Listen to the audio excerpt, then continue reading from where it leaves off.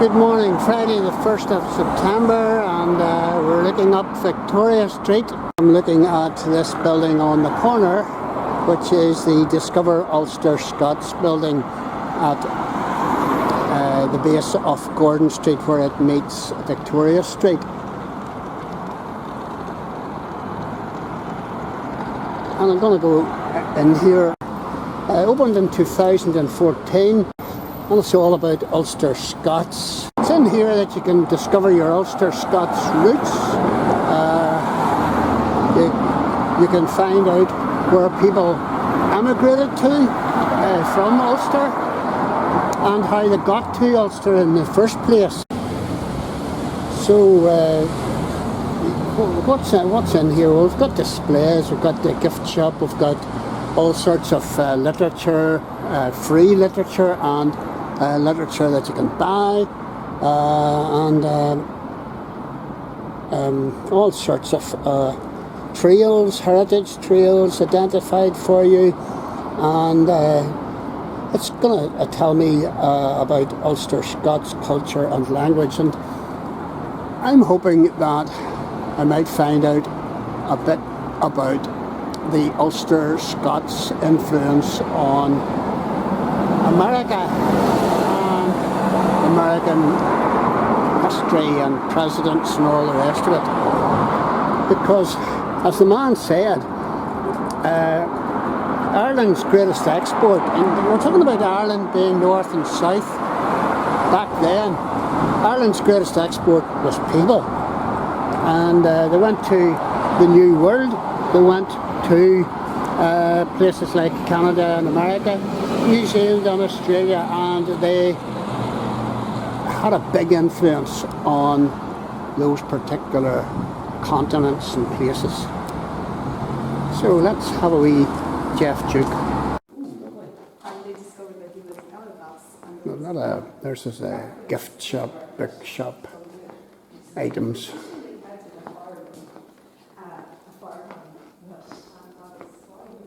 And these are, I have to say, these are books that you just wouldn't come across anywhere else.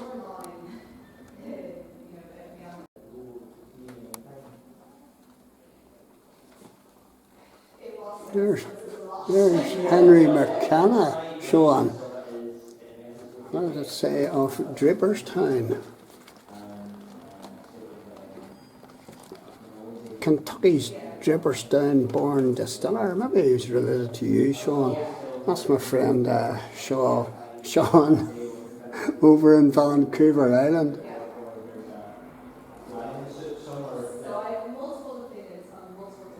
And a lot of the frontiersmen in America were Ulster Scots, and quite a number of presidents can trace their line back to Ulster and Scotland as well. Mass emigration from Ulster, unbelievable. Here's an American connection.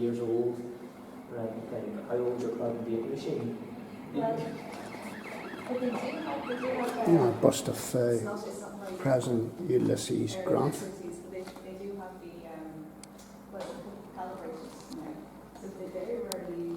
And here are some of the presidents or leading people that had Ulster Scots forefathers. We've got, what does it say? In 1945, the Belfast Telegraph published Ulster links with the White House, featuring pen portraits of 14 presidents of the United States drawn by renowned Belfast orator Frank McKelvey. These are in the Ulster Museum collection today. Since then, further presidents of Ulster descent have been elected to the Oval Office. On his visit to Belfast in 1995, Bill Clinton said, "I'm proud to be of Ulster Scots stock. I'm proud to be also of Irish stock. There are ancestral colleges of 4 presidents in Ulster: Andrew Jackson, Chester Allen Arthur, Ulster, Ulysses S. Grant and Woodrow Wilson, and I have only been to one of those. Right, let's go around and see what's around here.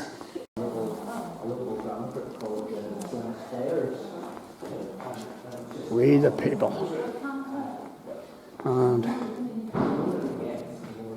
this section here, there's all the greatest seal of the United States of America. This section here, I believe, deals with emigration and how an awful lot of immigrants ended up in America. And I think these are just some of the presidents that have Ulster American or Ulster Scots links.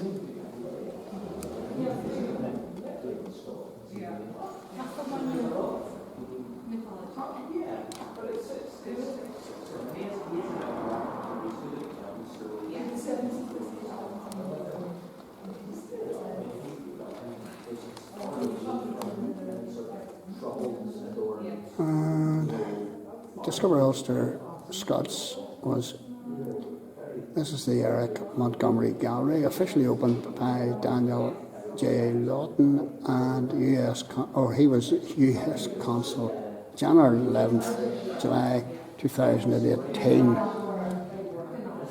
During the centenary of 1718 migration from Ulster to America.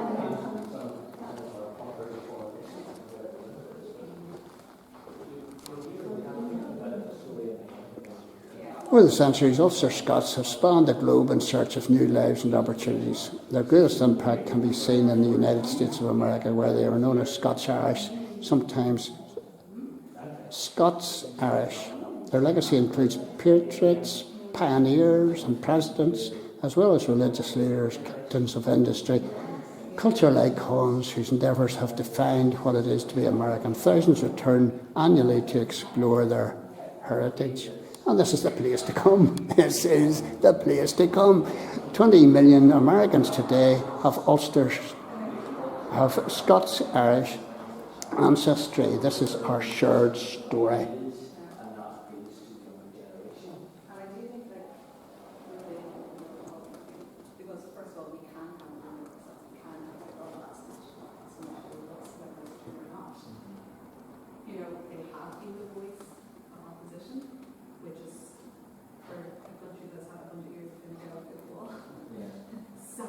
And this is a tribute to Reverend Francis McKenna,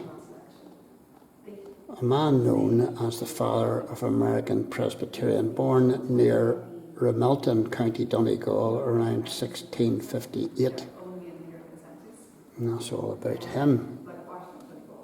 And there's a statue to him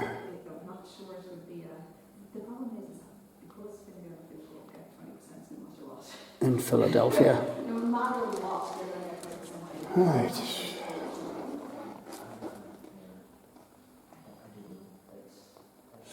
(1718) migration.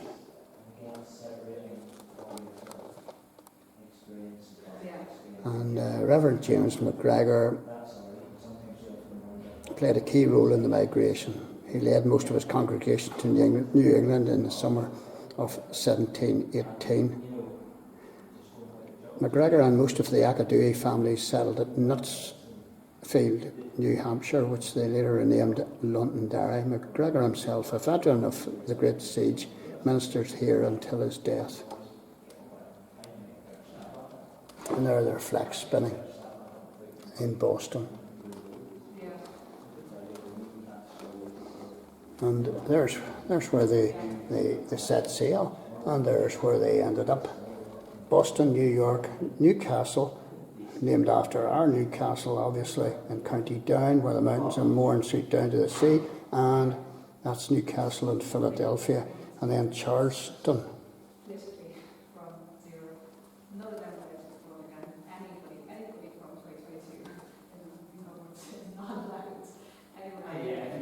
There's so much in here.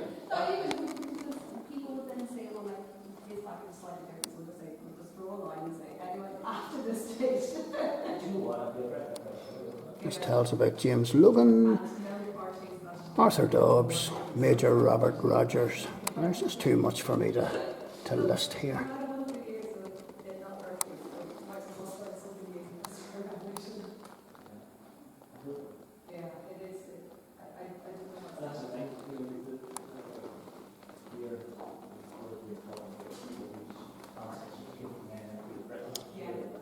These Presbyterians and others were called dissenters.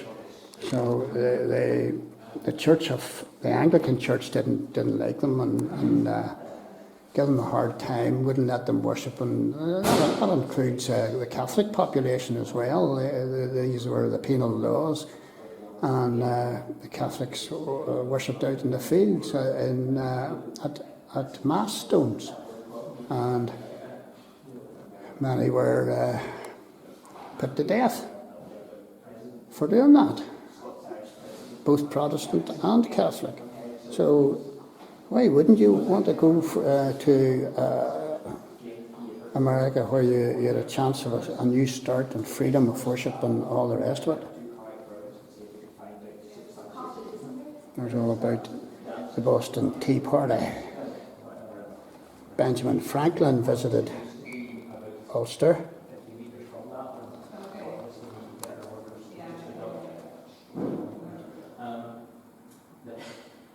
The way Atlantic spelt there.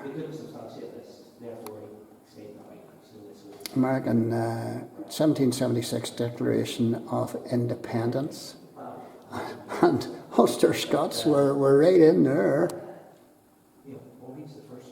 And there were 3 Ulster Scots or Ulster-born signatories: James Smith, George Taylor, Matthew Thornton. And there it is.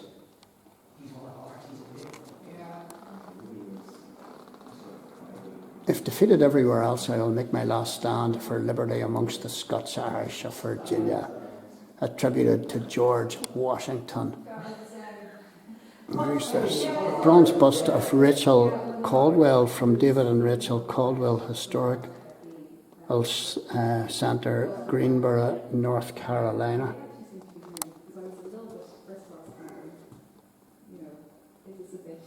So much history here, folks, and so much of America's early history can be traced back to Ulster.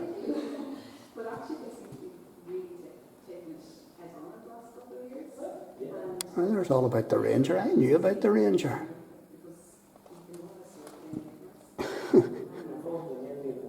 Okay. It defeated the Royal Navy vessel HMS Drake in a battle at the mouth of Belfast Lough. Imagine sailing right across the Atlantic and then going into battle. And this tells of 1775, America's first national hero, Richard Montgomery, from Convoy, County Donegal.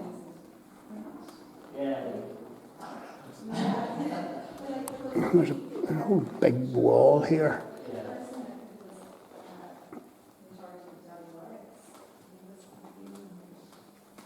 And this is Andrew Jackson. A whole lot of people don't like Andrew Jackson. And here's a whole list of the American presidents who have Scots Irish ancestry.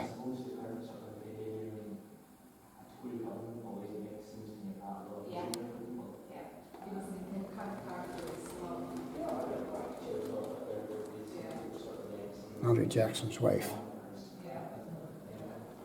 Well, these were top boys.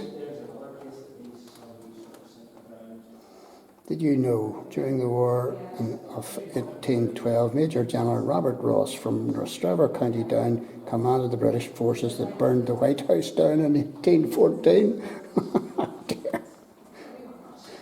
And Davy Crockett, I bark at no man's bid, I will never come and go and fetch and carry at the whistle of the great man in the White House, no matter who he is. Davy Crockett, Scots Irish congressman for Tennessee. Davy Crockett, king of the wild frontier. George Thornton,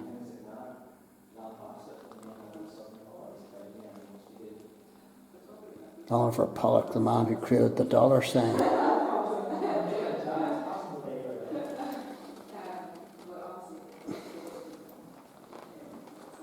Pioneers and adventurers.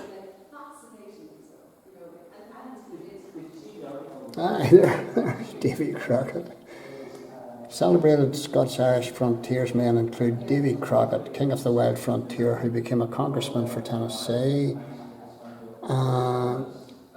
Born in Kentucky, the adventures of Kit Carson, whose career included fur trapping, exploration and military service, became legendary.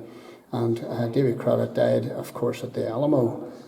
Remember the Alamo. John Wallace talked about here. I'm going to go home and I'm going to read all this off my video. And this is Leo DiCaprio film, and Tom Hardy's in this. And it's called The Reverend. And it's based on the events back then. Mountain Men.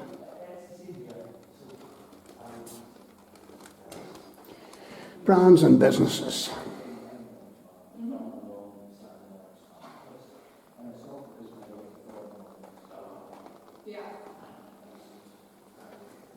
Scotch Irish Society of America. Presbyterianism and religion in America.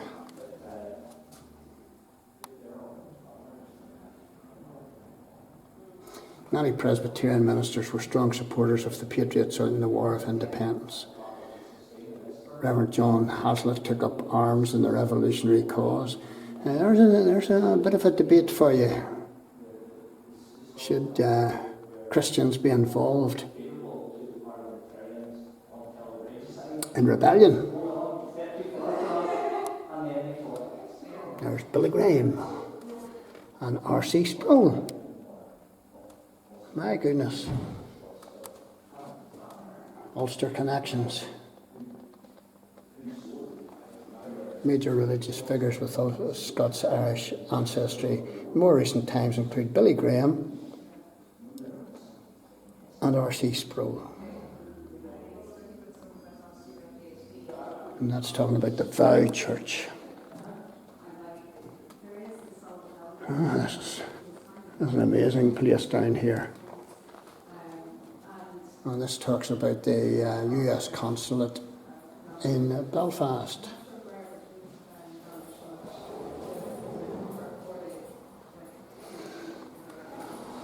Transatlantic kinfolk.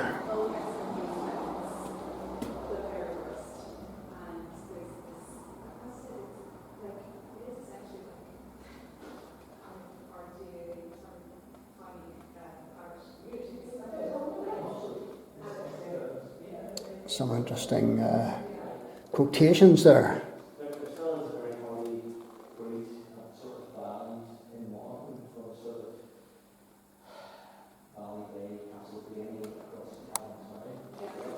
And if you want to see, there's an awful lot that you can read in here, but if you want to see actual living stuff, living artefacts, get down to the Ulster American Folk Park and see the homesteads and all the rest of it. They're rebuilt to the exact copy of what they were like in New England and elsewhere. And it's a great place. It tells the story and you walk around it, all the rest of it. And these are Scots Irish novelists. Edgar Allan Poe. Scary man. Huckleberry Finn, Mark Twain.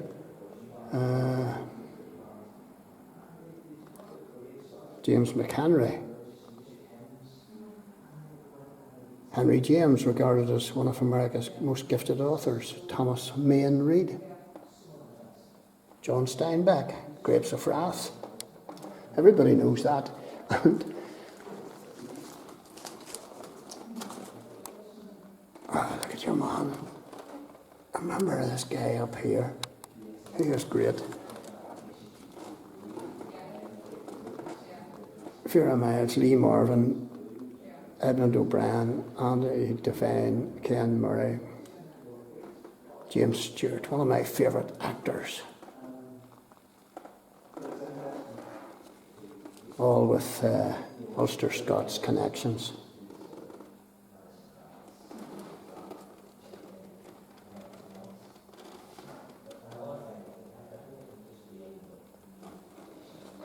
Songwriters and music makers, this is interesting.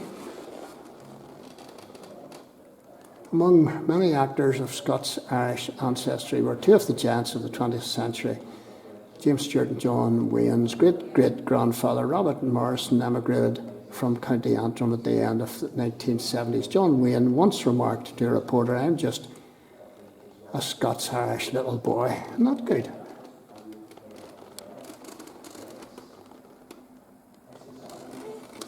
Johnny Cash.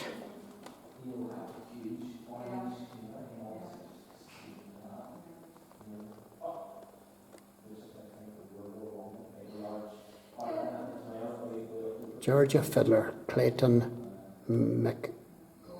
Mitchin.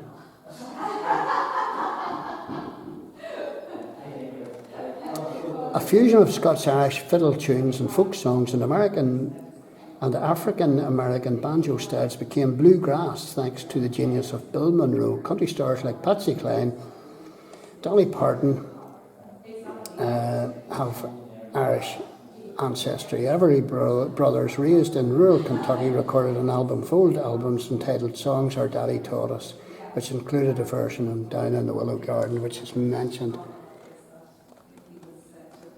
there. The famous abolition murder ballad, Down in the Willow Garden, has been traced back to Coleraine up on our north coast. Grammy award winner, singer-songwriter Chris Stapleton, from his song Scarecrow in the Garden 2017. Well, they came from Northern Ireland searching for a free man's ground.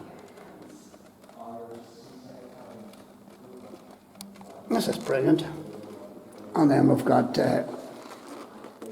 for us, African Americans who can trace connections to Ulster as well. Amelia Earhart, Eleanor Roosevelt. My goodness. What Bill Clinton said, 25% of the people who have ever worn US military uniform were Scots Irish. And this talks about inventors.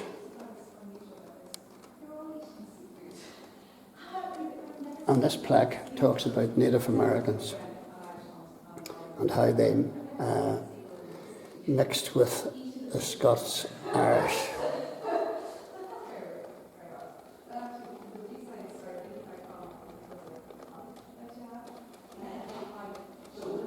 That's interesting about Mary Jamieson.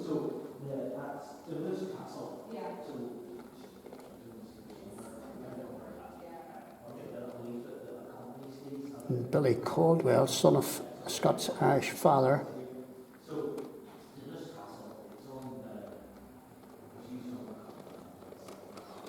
Yes. And it's talking about the various wars. 1812.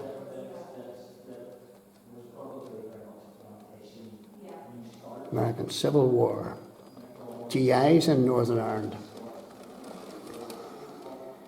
300,000 American troops actually passed through Northern Ireland on their way to Europe to fight against the Germans.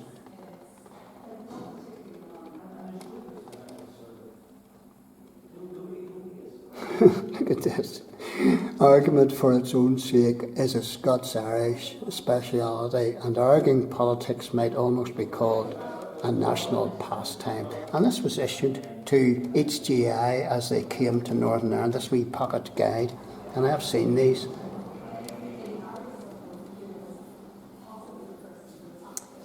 In June 1944, there were over 120,000 American military personnel in Northern Ireland, equivalent to 10% of Northern Ireland's population. And they headed for D-Day off Bangor Pier. And I think it was Eisenhower came over and saw them off. And this talks about the Great War. Medal of Honour, 2 Scotch Irish recipients. And this was Colonel Joe Thompson from Kilkeel, County Down, and Sergeant Alvin Cullum, York, from Tennessee.